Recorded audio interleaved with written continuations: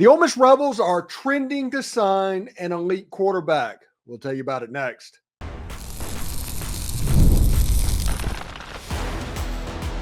You are Locked On Ole Miss, your daily podcast on the Ole Miss Rebels. Part of the Locked On Podcast Network, your team every day.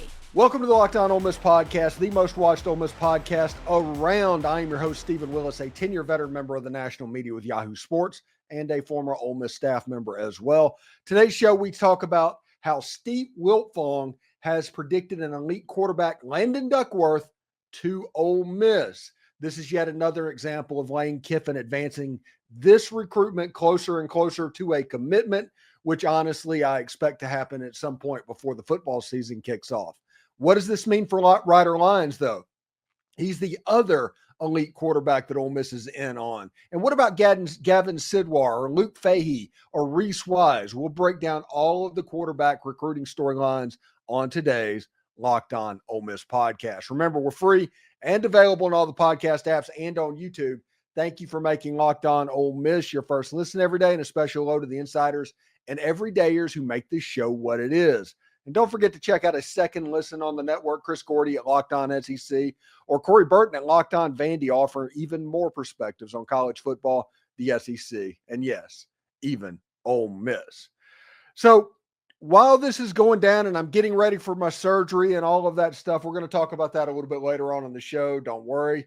I know I'm getting very repetitive, but everybody doesn't listen to this show every day. So to make sure that everybody hears it, I have to be repetitive from time to time. And sometimes repetitive really makes people angry.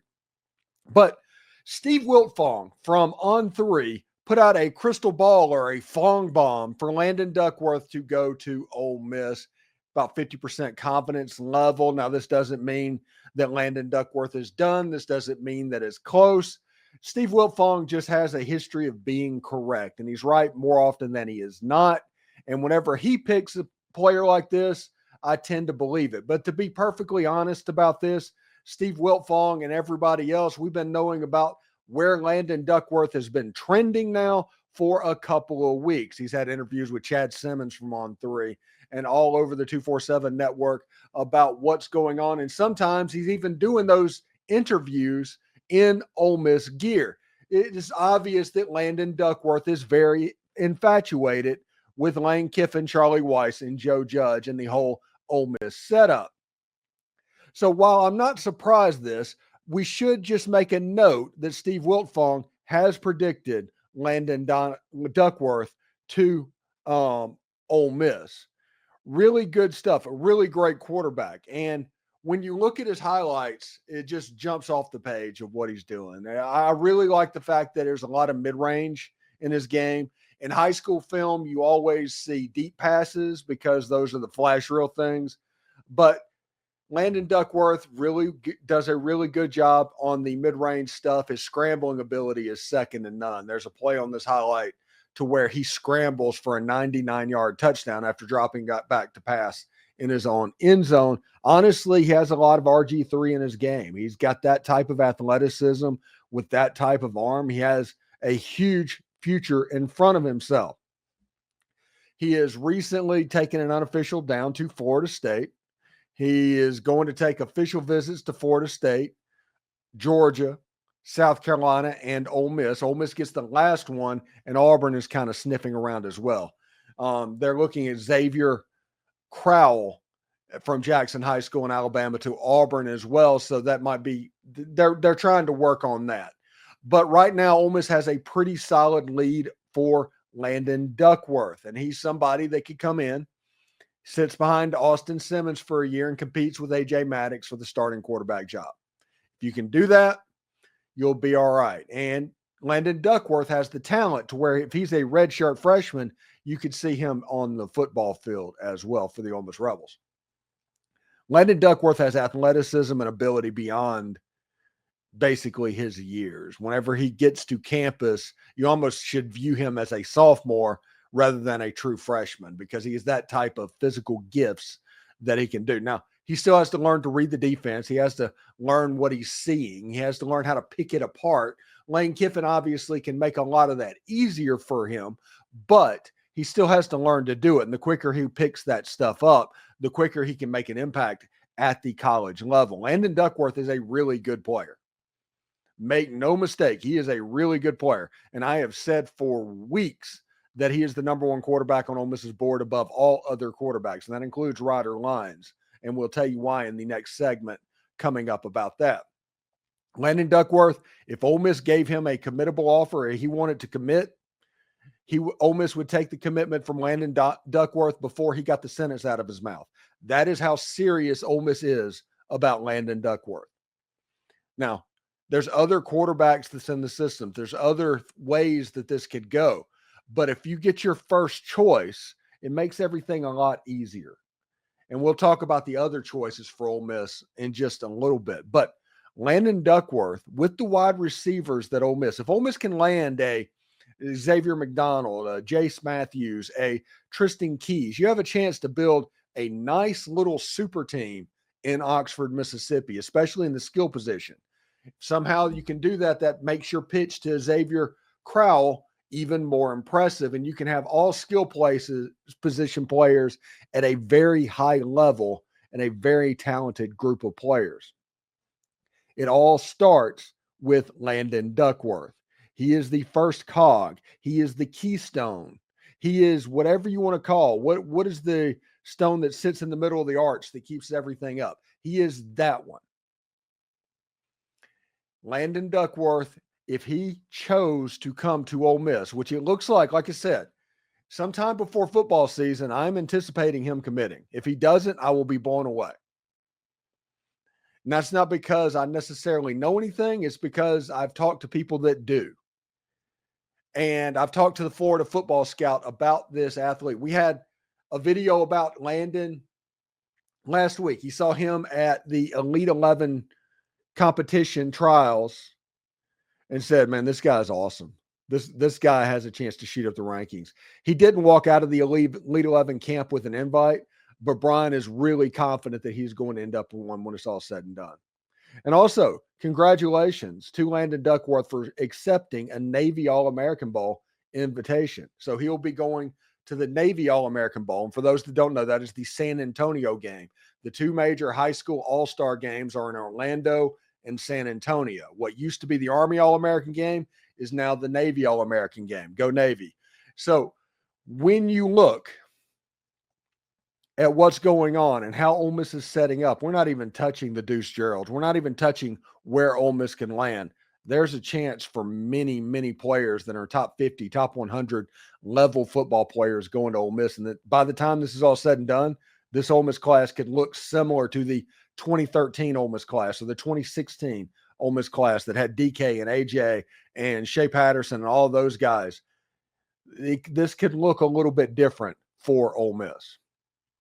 We'll see how it goes, and we'll see how they handle it, but they are in really good shape right now. So what about Ryder Lyons? You know, Ryder Lyons is headed off to visit Michigan and Ohio State after having a great visit to the Ole Miss Rebels. Could Landon Duckworth influence his next move? And can the Rebels lock down both? We'll break it all down next. Get the supplies you need from the site made for the skilled trade, Supply House. Whether you're into plumbing, HVAC, or electrical work, Supply House is the reliable way to order products online. Their easy-to-use website is packed with helpful resources and the latest product info to help you get the job done right the first time. Plus, with a complete inventory of over 200,000 parts from over 400 top brands, you'll find exactly what you need, delivered fast from coast to coast.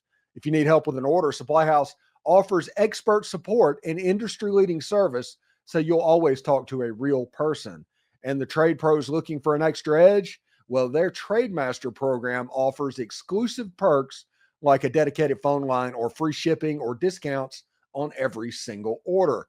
Thousands of skilled professionals are already taking advantage. Now it's your turn. Join the TradeMaster program at supplyhouse.com/TM and start ordering plumbing, HVAC, and electric supplies with just a few clicks. Plus, use promo code SH5 for 5% off your first order. That is supplyhouse.com. So we talked about Landon Duckworth, and this Landon Duckworth situation, this has been going on for a while. So when Ryder Lyons came to Ole Miss's campus, he was aware of the score with Landon Duckworth. So why would Ryder Lyons come in knowing what he knows? Well, Ryder Lyons is going on a Mormon mission and this winter. So January 26 to January 27, he will be gone on a mission. I don't know where he's going to go, but he was going to go somewhere. So technically, Ryder Lyons is a 2027 quarterback. So Landon Duckworth does not affect him at all. Now, Ryder Lyons will be affected by 2027 quarterbacks. For instance, at Ohio State right now, they just got a commitment for one of the top guys in the 2027 class already. That'll obviously affect the Ryder Lyons situation because that's 2 in 1 class. But as for Landon Duckworth, there's no way that Ryder Lyons is going to be affected by Landon Duckworth. Just not. When you look at AJ Maddox, when you look at Landon Duckworth, when you look at Ryder Lyons, yes, there is a world where Ole Miss signs all of them.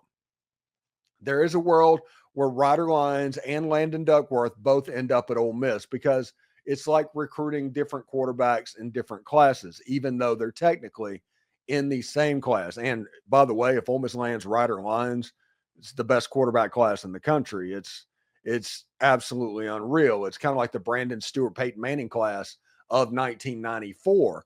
It's going to be a big deal. But the way it's set up, Ole Miss has to beat out BYU. Michigan and Ohio State are getting visits as we speak. He had a really good visit to Ole Miss, and he's visited USC and Oregon. And he has official visits already set up with USC, Oregon, and BYU. BYU is the major competition in this realm. They are going to go all in on this. This is an LDS guy, BYU. They have a ton of money, all of that stuff. They're going to try and make sure because BYU doesn't get to sign quarterbacks like this every day. They just don't. They don't have the influence. They don't have the willpower. They don't have the in. Well, this one they kind of do. So they are going to go in guns a-blazing on this football player. And this is saying that where Ryder Lyons is probably the best fit for Ole Miss. Ole Miss is the best place for Ryder Lyons. The offense fits well. He'll obviously have Jamison Powell in town.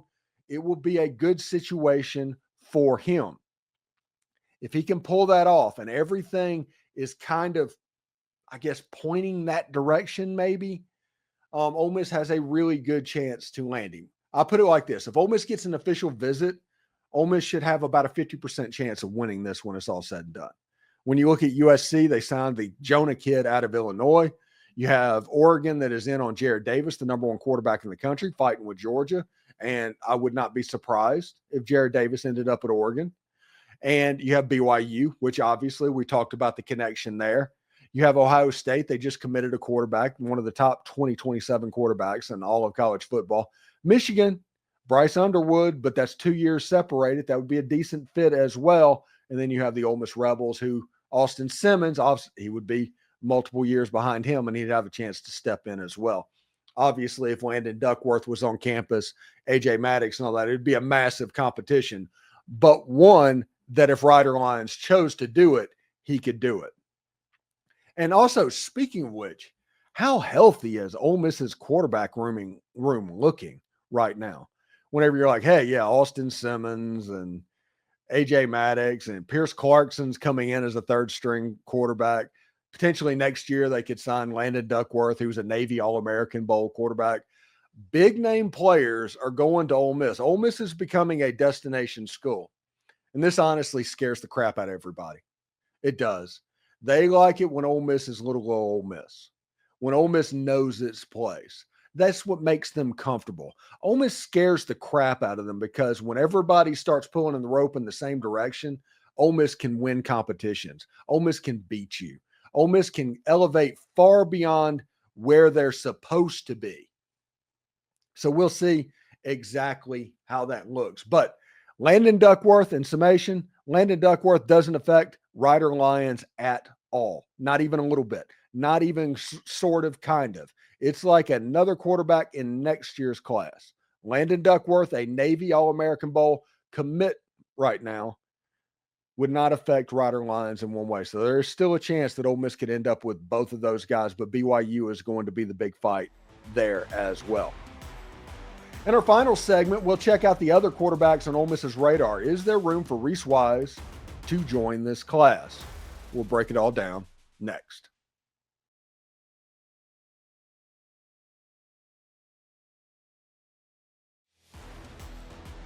You know, there's other quarterbacks that Ole Miss is deep into wanting to bring into campus, and some have already taken visits down here to campus, like Gavin Sidwar, the Pennsylvania quarterback, that they're actually pretty high on. But the way Ole Miss is recruiting that position, it's problematic at best for quarterbacks to come in, because Landon Duckworth, like I said, he's the number one QB on the board. It doesn't matter. Doesn't matter about Ryder Lyons and anything because of the mission. Lyons, 2027. But after that, you get the feeling that Ole Miss is going to sign 2 quarterbacks in this class. So if Ole Miss ends up on signing day and gets Landon Duckworth and Ryder Lyons, they're probably still going to sign another quarterback because of the aforementioned Ryder Lyons and where he could end up. So Gavin Sidwar becomes somebody to pay attention to. Luke Fahey becomes somebody to pay attention to. Reese Wise becomes somebody to pay attention to. When you look at these quarterbacks, they're all good quarterbacks. Reese Wise is the quarterback of freaking Austin Westlake, the school that Nick Foles went to and Drew Brees went to and Kay Klubnik. They just have a quarterback factory down in Austin right now. He's a good player. And I honestly believe that it's the moment he gets a committable offer, he's going to take it. He just is. It feels like he really wants to end up at Ole Miss, but he really wants a scholarship more. That's the reason he's not going to walk on. But as it sits there, he wants the Ole Miss scholarship. Gavin Sidwar, he came all the way down to Oxford, Mississippi. Oxford's not an easy place to get to, by the way. Anybody that visits Oxford from long ways away, they're serious about it because it's not the easiest place to get to. Gavin Sidwar, from the Philadelphia side of Pennsylvania, flew down, saw a spring practice, and flew back up, had a really good visit. Everybody that comes down and visits is going to have a pretty good visit. Luke Fahey, don't have the date ironed down yet, but one's coming to where he's going to take an official visit to Oxford, Mississippi at some point in the next couple of months.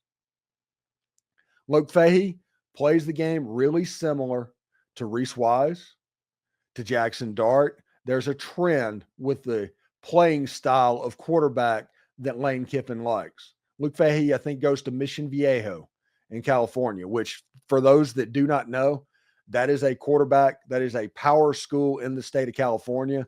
And whenever you get to the top crust of their private schools, their big football powers, there's not many places in the country that can compete with them. High school football isn't the same thing necessarily all over California, but in these major football factories, it is. And they have really good coaching and really good players all around. It's the most populous state in the union. And because of that, there's really good football players in California. That's the reason Lane Kiffin recruits California.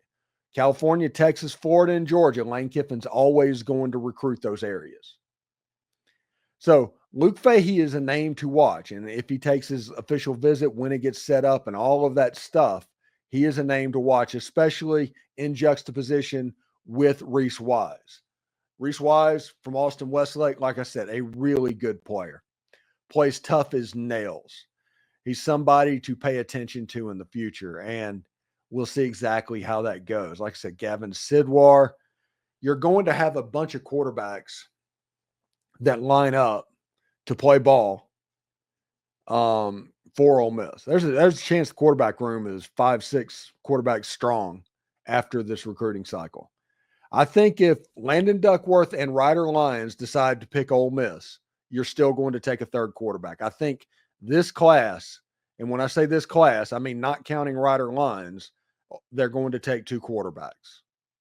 And then they're going to add Ryder Lyons if he wants to come for the 2027 class, and they're probably not going to recruit a quarterback in that class. All right, so 1 week away from my brain surgery. We're about to find out if I have brains in my head. which according to the comment sections, I do not. But 1 week away, I do suggest that everybody please, as I'm asking nicely, please at least put on the videos of everything that we put out while I'm out, if you don't mind.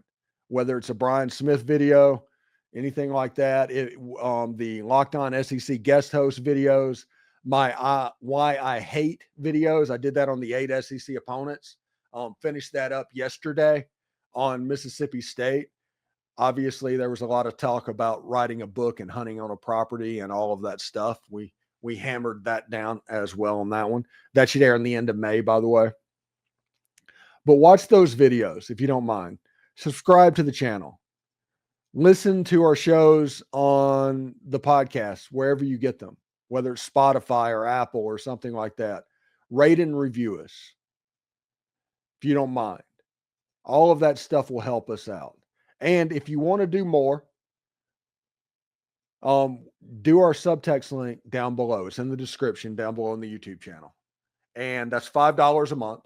Not much. There's nothing going on it right now because I'm in the middle of surgery prep and all of that. But we're using that in place of a GoFundMe. So if you're itching to do something, that's a good way to do it. For everybody that has donated and has given, thank you so much for that. Watch the videos. Enjoy Brian. He's going to have a ton of recruiting talk. We did recruiting in this show. He's going to do it 3 times a week, basically for a month. And then you're going to have the Locked On Ole Miss guest or the Locked On SEC guest host talking about Ole Miss from their school's perspective. So Chris Marler from Locked On Gamecocks could come on and talk about the Ole Miss Rebels from a South Carolina perspective. The Why I Hate videos is who Ole Miss is playing in the SEC from the Ole Miss perspective. And that's why I hate the school, the game and ways to look at it. And a lot of times it's like where it sits on Austin Simmons' calendar for his debuts. So I do appreciate it. I'm going to enjoy my time off. I have an idea for a show that I want to build during football season. And I need to wait until media days to go talk to some people while I was there about building that show. And once we do that, it'll be a during football season type thing or during a football season, during basketball type thing.